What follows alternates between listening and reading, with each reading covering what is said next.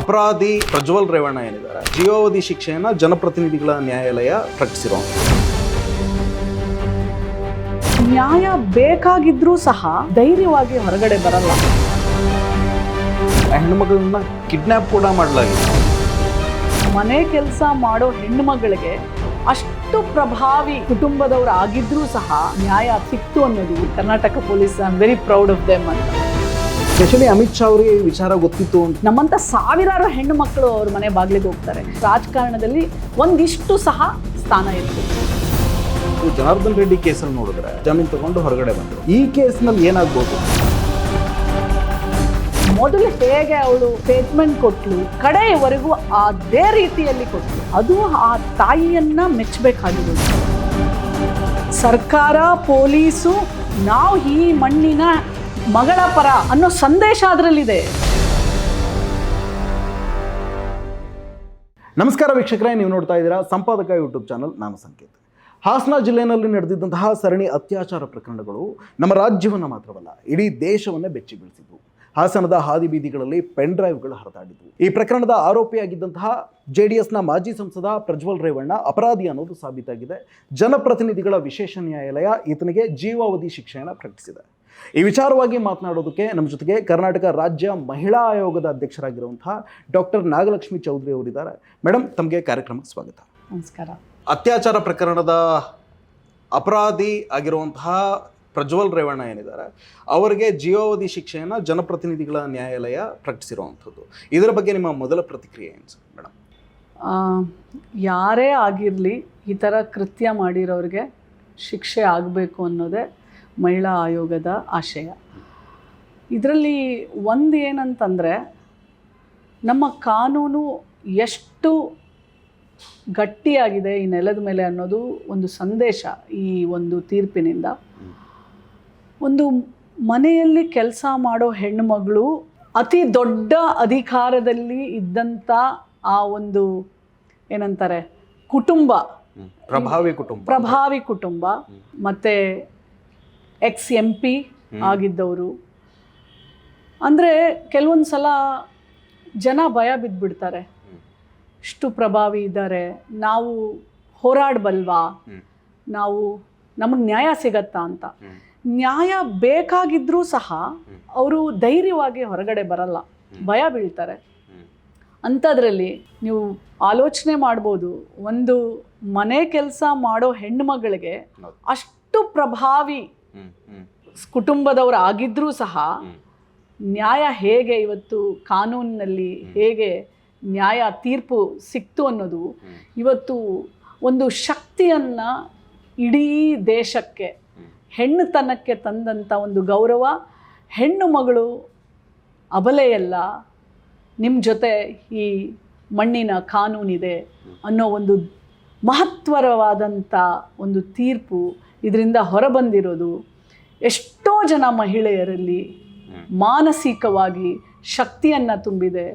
ಮುಂದೆ ಈ ಥರ ಯಾವುದೇ ವಿಚಾರಗಳು ಬಂದಾಗ ಬಹಳ ಧೈರ್ಯದಿಂದ ಹೆಣ್ಮಕ್ಳು ಹೊರಗಡೆ ಬಂದು ಹೋರಾಡ್ತಾರೆ ಅನ್ನೋ ವಿಶ್ವಾಸ ನನಗಿದೆ. ಯಾಕಂದರೆ ಇದೇ ಪರ್ಟಿಕ್ಯುಲರ್ ಕೇಸ್ನಲ್ಲಿ ಆ ಹೆಣ್ಮಗಳನ್ನ ಕಿಡ್ನ್ಯಾಪ್ ಕೂಡ ಮಾಡಲಾಗಿತ್ತು.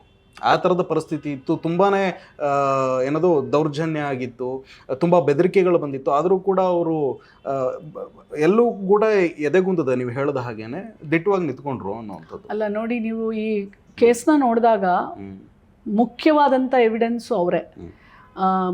ಅವರು 7-8 ಗಂಟೆಗಳ ಕಾಲ ಪ್ರತಿಪಕ್ಷದ ಲಾಯರ್ ಅವರನ್ನು ಇಂಟರಾಗೇಟ್ ಮಾಡಬೇಕಾದ್ರೂ ಸಹ ಆ ಧೈರ್ಯದಿಂದ ಹೆಣ್ಣುಮಗಳು ಮೊದಲು ಹೇಗೆ ಅವಳು ಸ್ಟೇಟ್ಮೆಂಟ್ ಕೊಟ್ಲು, ಕಡೆಯವರೆಗೂ ಅದೇ ರೀತಿಯಲ್ಲಿ ಕೊಟ್ಲು. ಅದು ಆ ತಾಯಿಯನ್ನ ಮೆಚ್ಚಬೇಕಾಗಿರೋದು. ಯಾಕೆಂದರೆ ಆ ಹೆಣ್ಣುಮಗಳು ಏನಾದರೂ ಹಿಂದೆ ಸರಿದು ಬಿಟ್ಟಿದ್ರೆ, ವ್ಯವಸ್ಥೆಯಲ್ಲಿ ನೀವು ನೋಡ್ಬೋದು, ಈ ಥರ ಅತ್ಯಾಚಾರಗಳಾದಾಗ ಮಧ್ಯದಲ್ಲಿ ಕೇಸ್ ವಿಡ್ರಾ ಆಗೋಗುತ್ತೆ. ಫಸ್ಟು ಧೈರ್ಯವಾಗಿ ಬರ್ತಾರೆ, ಆ ನಂತರ ಹೋರಾಟ ಇದೆಯಲ್ಲ, ಸಾಮಾಜಿಕ ಒತ್ತಡ, ಅದು ತುಂಬಾನೇ ಕಷ್ಟ. ಸೊ ಹಾಗಾಗಿ ಎಷ್ಟೋ ಅತ್ಯಾಚಾರಿಗಳಿಗೆ ನ್ಯಾಯ ಸಿಗೋದಿಲ್ಲ. ಅಂಥದ್ರೊಳಗಡೆ ಅತ್ಯಾಚಾರಕ್ಕೊಳಗಾದಂಥ ಸಂತ್ರಸ್ತೆಯರಿಗೆ, ಅತ್ಯಾಚಾರಿಗೂ ಸಹ ಆರಾಮಾಗಿ ಹೊರಗಡೆ ಓಡಾಡ್ಕೊಂಡಿರ್ತಾನಲ್ಲ, ಅವನಿಗೆ ಶಿಕ್ಷೆ ಆಗೋದಿಲ್ಲ, ಅತ್ಯಾಚಾರಿಗೆ ಶಿಕ್ಷೆ ಆಗೋದಿಲ್ಲ, ಸಂತ್ರಸ್ತೆಗೆ ನ್ಯಾಯ ಸಿಗೋದಿಲ್ಲ. ಬಟ್ ಅವಳಿಗಿರುತ್ತೆ, ನನಗೆ ಅನ್ಯಾಯ ಆಗಿದೆ, ಅವನಿಗೆ ಶಿಕ್ಷೆ ಸಾಯೋ ತನಕ ಅವಳ ಮನಸ್ಸಲ್ಲಿ ಅದು ಇರುತ್ತೆ. ಬಟ್ ಆದರೆ ಹೋರಾಟ ಮಾಡುವಂಥ ಶಕ್ತಿ ಅವಳಲ್ಲಿ ಇರೋದಿಲ್ಲ. ಯಾಕಂದರೆ ಪ್ರಭಾವಿ ಒಂದು ಕುಟುಂಬದ ಜೊತೆ, ಪ್ರಭಾವಿ ಒಬ್ಬ ಅತ್ಯಾಚಾರಿ ಜೊತೆ ಹೋರಾಟ ಮಾಡೋದಿದೆಯಲ್ಲ, ವ್ಯವಸ್ಥೆ ಇದೆಯಲ್ಲ, ಅದು ತುಂಬ ಕಠಿಣ. ಬಟ್ ಇದರಲ್ಲಿ ಏನಂತಂದರೆ, ಸಂತ್ರಸ್ತೆ ಮೊದಲು ಮಹಿಳಾ ಆಯೋಗಕ್ಕೆ ಬಂದಿದ್ದು, ನಂತರ ಸರ್ಕಾರದ ಪೊಲೀಸ್ ಇಲಾಖೆ ಕಂಪ್ಲೀಟಾಗಿ ಆ ಇಡೀ ಫ್ಯಾಮಿಲಿಗೆ ಎಲ್ಲ ಥರದ ಸಹಕಾರ ರಕ್ಷಣೆಯನ್ನು ಕೊಟ್ಟಿದ್ದು. ನಿಮ್ಮ ಹತ್ರ ಅವರು ಬಂದಾಗ, ಸಂತ್ರಸ್ತೆ ನಿಮ್ಮ ಹತ್ರ ಬಂದಾಗ ಅವ್ರ ಪರಿಸ್ಥಿತಿ ಹೇಗಿತ್ತು?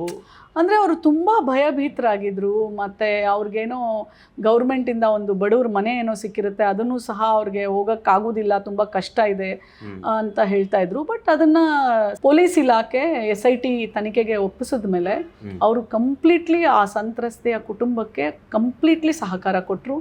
ಒಂದ್ಸಲ ಇಲ್ಲಿ ಬಂದಾಗೂ ಸಹ ನಾನು ಅವ್ರ ಜೊತೆಯಲ್ಲಿ, ಅಂದರೆ ನೋಡಿ, ಒಂದು ಸಂತ್ರಸ್ತೆ ಬಂದಾಗ ಆಯೋಗ ಅನ್ನೋದು ಒಂದು ತಾಯಿ ಥರ, ಒಂದು ತವರು ಮನೆ ಥರ. ಅವರ ಒಂದು ಅಸಹಾಯಕತೆಗೆ ನಾನು ಅವ್ರ ಜೊತೆಯಲ್ಲಿ ನಿಂತ್ಕೊಂಡೆ. ಮತ್ತು ನಮ್ಮ SIT ತಂಡ ಅದೇ ಥರ ಅವ್ರಿಗೆ ಸಹಕಾರನ ಕೊಡ್ತಾ, ಸ್ಪಂದಿಸ್ತಾ, ರಕ್ಷಣೆ ಕೊಡ್ತಾ, ಸಹಕಾರ ಕೊಡ್ತು. ಇದೆಲ್ಲ ಬಹಳ ಮುಖ್ಯ. ಮೇಡಮ್, ಈ ಪ್ರಕರಣ ನಿಮ್ಮ ಎದುರುಗಡೆ ಬಂದಾಗ ನಿಮಗೇನು ಅನಿಸಿತ್ತು? ಯಾಕಂದರೆ ಎದುರುಗಡೆ ಇದ್ದಂಥವ್ರು ತುಂಬಾ ಪ್ರಭಾವಿಗಳು, ನೀವು ಹೇಳಿದ ಹಾಗೇನೆ. ಇಲ್ಲ, ನನಗೆ ನಾನು ತುಮಕೂರಲ್ಲಿದ್ದೆ ಅವತ್ತು. 2-3 ದಿನದಿಂದ ಆಲ್ರೆಡಿ ಎಲ್ಲ ಮೊಬೈಲ್ಗಳಲ್ಲಿ ಈ ವಿಡಿಯೋಗಳು ಸರ್ಕ್ಯುಲೇಟ್ ಆಗ್ತಾಯಿದ್ವು. ಏನು ಅಂತ ನನ್ನ ಪಕ್ಕದಲ್ಲಿದ್ದವರು ನನಗೆ ಆ ವಿಡಿಯೋಗಳನ್ನು ತೋರಿಸಿದಾಗ ಆ ಕ್ಷಣ ನನಗೆ ಏನಪ್ಪ ಇದು, ಈ ರೀತಿ ಸಾಧ್ಯನಾ? ನಾನು ತುಮಕೂರಲ್ಲಿದ್ದೆ. ಇಮಿಡಿಯೇಟ್ಲಿ ನಾನು ಆಫೀಸಿಗೆ ಫೋನ್ ಮಾಡಿ, ನಮ್ಮದೇ ಅಡ್ವೊಕೇಟ್ ಟೀಮ್ಸ್ ಇರುತ್ತೆ ಕಮಿಷನಲ್ಲಿ, ಲೆಟ್ರೆಲ್ಲ ಡ್ರಾಫ್ಟ್ ಮಾಡೋಕ್ಕೆ ರೆಡಿ ಮಾಡಿಸಿ 4 ಗಂಟೆಗೆ ಪ್ರೆಸ್ ಮೀಟ್ ಕರೆದು ಮಾನ್ಯ ಮುಖ್ಯಮಂತ್ರಿಗಳಿಗೆ ಪತ್ರವನ್ನು ಬರೆದೆ. ಇದು ತುಂಬ ಹೈ ಪ್ರೊಫೈಲ್ ಇರುವಂಥ ಒಂದು ಕೇಸ್ ಇರೋದ್ರಿಂದ, ಮತ್ತು 100 ಹೆಣ್ಣು ಮಕ್ಕಳ ಮಾನಹಾನಿಯಾಗಿದೆ. ಇದನ್ನು ಮಾಡಿದವರು ಮತ್ತು ಹಂಚಿದವರು ಇಬ್ಬರಿಗೂ ಕಠಿಣ ಶಿಕ್ಷೆ ಆಗಬೇಕು. ಬಟ್ ಇದು ತನಿಖೆ ಆಗಬೇಕಂತಂದರೆ ಇದಕ್ಕೆ ಸ್ಪೆಷಲ್ ಇನ್ವೆಸ್ಟಿಗೇಷನ್ ಟೀಮ್ನೇ ನೀವು ರಚನೆ ಮಾಡಬೇಕಾಗತ್ತೆ ಅಂತ ಹೇಳಿ ನಾನು ಮಾನ್ಯ ಮುಖ್ಯಮಂತ್ರಿಗಳಿಗೆ ಪತ್ರವನ್ನು ಬರೆದ ನಂತರ ಮುಖ್ಯಮಂತ್ರಿಗಳು ಅವ್ರ ಟ್ವೀಟಲ್ಲೂ ಮೆನ್ಷನ್ ಮಾಡಿದರು, ಮಹಿಳಾ ಆಯೋಗದ ಒಂದು ಅಧ್ಯಕ್ಷೆಯ ಒಂದು ಪತ್ರದ ಮೇಲೆ SIT ತಂಡವನ್ನು ರಚನೆ ಮಾಡ್ತಾ ಇದ್ದೀವಿ ಅಂತ ಹೇಳಿ. ಸೊ ನಂತರ SIT ಟೀಮ್ ಆಯಿತು. ಒಂದೇನಂತಂದರೆ, ನನಗೆ ನಮ್ಮ ಕರ್ನಾಟಕ ಪೊಲೀಸ್ ಮೇಲೆ ತುಂಬ ಅಭಿಮಾನ, ತುಂಬ ಗೌರವ.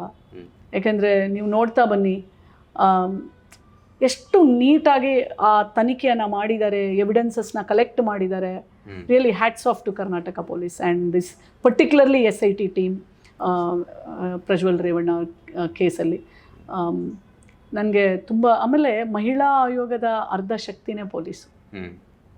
ಸೊ ನಾನು ತುಂಬ ಹೆಮ್ಮೆ ಪಟ್ಟೆ. ಯಾಕಂದರೆ ಆ ಎವಿಡೆನ್ಸಸ್ನ ಕಲೆ ಹಾಕೋದೇ ಭಾಳ ಇಂಪಾರ್ಟೆಂಟು. ಸೊ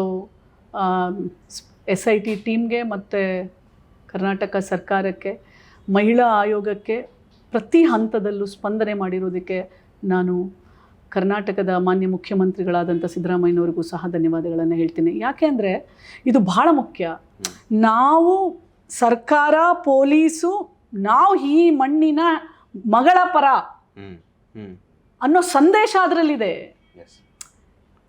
SIT ಮಾಡ್ದೇನೂ ಇರ್ಬೋದಾಗಿತ್ತಲ್ಲ, ಆದರೂ SIT ಮಾಡಿ ಒಂದು ಉದ್ದೇಶ. ಇದು ತೀರ್ಪು ಬಂದಾಗ, ಇವತ್ತು ಇದು ತೀರ್ಪು ಬರೀ ಕರ್ನಾಟಕ ಅಲ್ಲ, ಇಡೀ ಭಾರತ ದೇಶದಲ್ಲಿ ಒಂದು ಇತಿಹಾಸ ಸೃಷ್ಟಿ ಮಾಡಿದಂಥ ಒಂದು ತೀರ್ಪು ಇದು. ಅಂದರೆ ಕಟ್ಟಕಡೆಯ ವ್ಯಕ್ತಿ, ಕಟ್ಟಕಡೆಯ ಬಡವ ಹೆಣ್ಣು ಮಗಳಿಗೂ ಸಹ ಧೈರ್ಯ ಮಾಡಿ ಹೋರಾಟ ಮಾಡಿದ್ದಲ್ಲಿ ನ್ಯಾಯ ಸಿಕ್ಕೇ ಸಿಗತ್ತೆ. ಅದು ಎಂಥ ಪ್ರಭಾವಿ ವ್ಯಕ್ತಿ ಆದರೂ ಪರವಾಗಿಲ್ಲ ಈ ನಾಡಿನಲ್ಲಿ ಅನ್ನೋದು ಈ ಕಾನೂನು ತೋರಿಸಿದೆ. ಸೊ ಈ ಕಾನೂನು ತೀರ್ಪಿನಿಂದ ಇವತ್ತಿನ ಆ ಹೆಣ್ಣು ಮಕ್ಕಳ ಅಥವಾ ಜನರ ವಿಶ್ವಾಸ ಹೆಚ್ಚಿಸಿದೆ ಅಂತ ಹೇಳೋಕ್ಕೆ ನನಗೆ ಭಾಳ ಖುಷಿ ಅನಿಸುತ್ತೆ. ಮತ್ತು ನಾನು ಫಸ್ಟ್ ಹೇಳ್ದಂಗೆ Karnataka police I am very proud of them ಅಂತ. ಮೇಡಮ್, ಪ್ರಜ್ವಲ್ ರೇವಣ್ಣನ ಕರ್ಮಕಾಂಡದ ವಿಚಾರಗಳು ಗೊತ್ತಿದ್ದ ಮೇಲೂ ಕೂಡ ಆತನಿಗೆ ಲೋಕಸಭೆಗೆ ಕಂಟೆಸ್ಟ್ ಮಾಡೋದಕ್ಕೆ ಟಿಕೆಟನ್ನು ಕೊಡಲಾಗುತ್ತೆ. ಮೋದಿ ಶಾ ಜೋಡಿ ಟಿಕೆಟ್ ಕೊಡ್ತಾರೆ.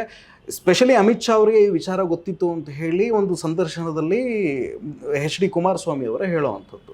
ಸೊ ಪರಿಸ್ಥಿತಿ ಹೀಗಿರುವಾಗ ಬರೀ ಟಿಕೆಟ್ ಕೊಡೋದಲ್ಲ, ಆತನ ಪರವಾಗಿ ಪ್ರಚಾರವನ್ನು ಕೂಡ ಮಾಡ್ತಾರೆ ಪ್ರಧಾನಿ ಮೋದಿಯವರು. ಸೊ ಈ ಥರ ಇದ್ದಾಗ ಇದನ್ನು ಹೇಗೆ ನೋಡೋದು ಅಂತ ನಾನು ಅವರವರ ಕಮೆಂಟ್ಸ್ಗೆ ನಾನು ಪ್ರತಿಕ್ರಿಯೆ ಮಾಡೋಕ್ಕಾಗೋದಿಲ್ಲ. ಬಟ್ ಆದರೆ ಒಂದು ಮಹಿಳಾ ಆಯೋಗದ ಅಧ್ಯಕ್ಷೆಯಾಗಿ ನಾನು ಏನು ಹೇಳ್ತೀನಿ ಅಂತಂದರೆ, ರಾಜಕಾರಣದಲ್ಲಿ ಇಂಥವ್ರಿಗೆ ಯಾವತ್ತೂ ಟಿಕೆಟ್ ಕೊಡಬಾರ್ದು. ಅದು ಪ್ರಜ್ವಲ್ ರೇವಣ್ಣನೇ ಅಂತಲ್ಲ, ಈ ಥರ ಹಿನ್ನೆಲೆಯಿಂದ ಬಂದಂಥವ್ರಿಗೆ ಯಾವತ್ತು, ಯಾಕಂದರೆ ಅವರು ಸಾಮಾಜಿಕ ಜವಾಬ್ದಾರಿನ ಹೊತ್ಕೊಂಡು ರಾಜಕಾರಣಕ್ಕೆ ಬರ್ತಾರೆ. ನಮ್ಮಂಥ ಸಾವಿರಾರು ಹೆಣ್ಣು ಮಕ್ಕಳು ಅವ್ರ ಮನೆ ಬಾಗಿಲಿಗೆ ಹೋಗ್ತಾರೆ. ಸೊ ಅಂಥ ಯಾವ ರಾಜಕಾರಣಿಗೂ ರಾಜಕಾರಣದಲ್ಲಿ ಒಂದಿಷ್ಟು ಸಹ ಸ್ಥಾನ ಇರ್ಕೂಡದು. ಮೇಡಮ್, ಇವಾಗ ಜನಪ್ರತಿನಿಧಿಗಳ ವಿಶೇಷ ನ್ಯಾಯಾಲಯ ಜೀವಾವಧಿ ಶಿಕ್ಷೆಯನ್ನು ಪ್ರಕಟಿಸಿರುವಂಥದ್ದು.